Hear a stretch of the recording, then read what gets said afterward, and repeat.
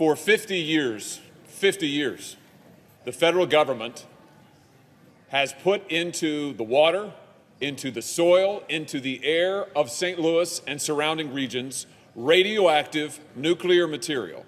They have not told the people of St. Louis. They have not compensated the people of St. Louis. They have not helped the people of St. Louis. In fact, just the opposite. For decades, they told the people of St. Louis, no problem. There's no problem here. Meanwhile, children were dying of cancer.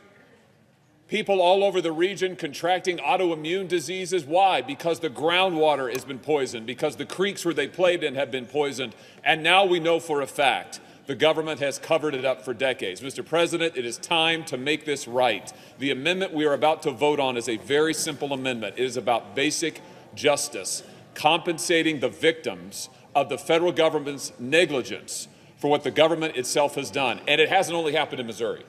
It's happened around the country, which is why this amendment would reauthorize a victims fund for those who have suffered because of the government's negligence. And by suffered, I mean gotten sick and had family members die. In Missouri, in states across the country, it reauthorizes it, and it makes it available to those who have been the victims of what the government has done. This is a bipartisan bill. I am proud to have worked with Senator Lujan, Senator Crapo, Senator Schmidt, and others. And now I'd like to recognize the Senator from New Mexico, Senator Lujan.